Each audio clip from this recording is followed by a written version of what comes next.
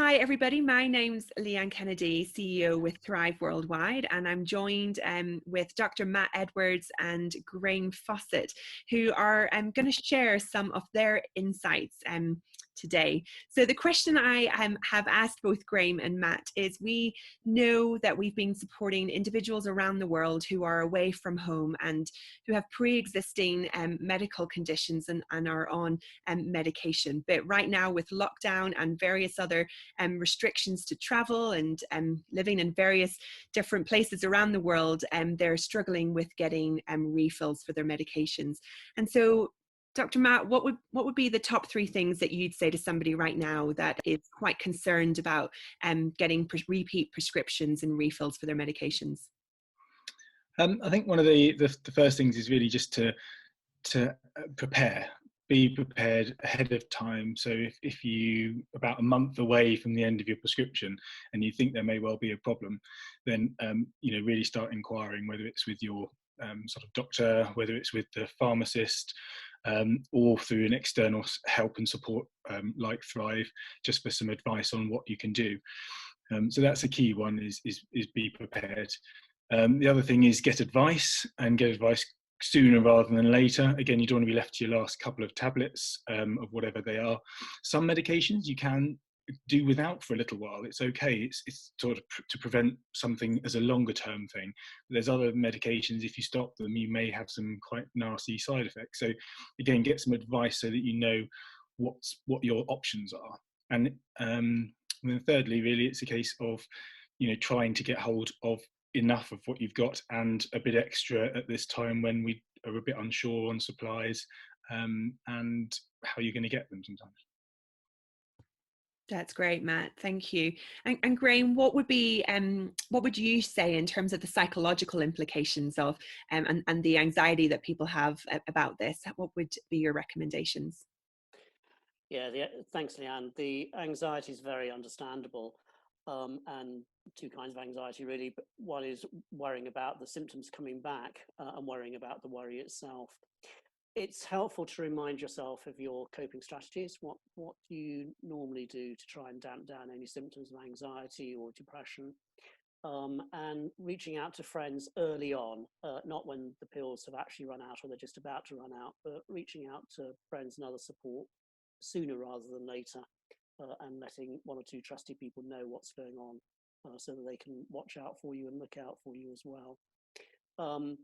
Being aware if you do begin to run out of pills and you need to change the dosage, that you might have some different experiences, and not to be alarmed by those, but to not be afraid to ask questions of the doctor or the pharmacist about what you can expect. Knowing what you're going to expect is much better than these things happening and you starting to worry about those.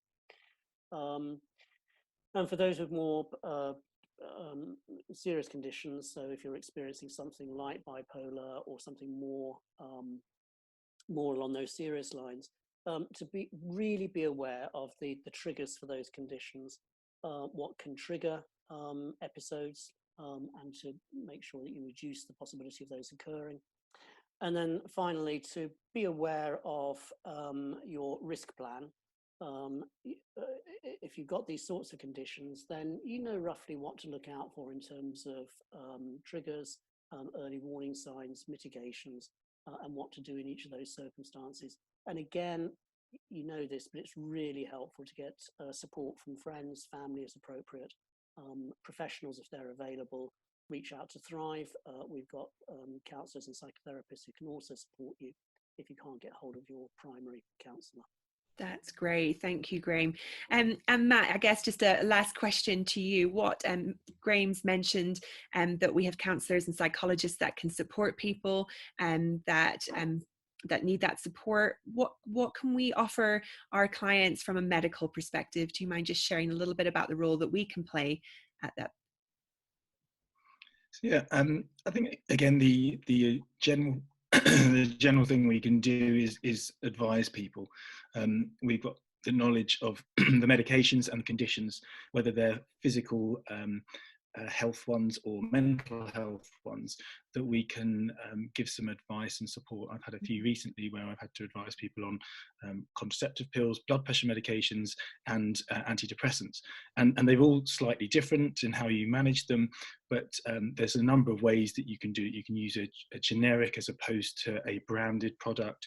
You have to search around a number of different pharmacies. Some may have something in stock, some may not.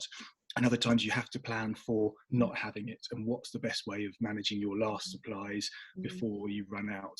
And then how, as Graham says, certainly with some of the mental health things, how you then manage and support yourself and put things in place to support you during that time. So there's a number of different things you can do, but as an organisation, we can really just support people, advise them, and help them through the period of uncertainty and what to do during that time.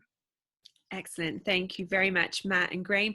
If we can be of support to you during this time, please do visit our website or drop us an email, and the details will be on the screen.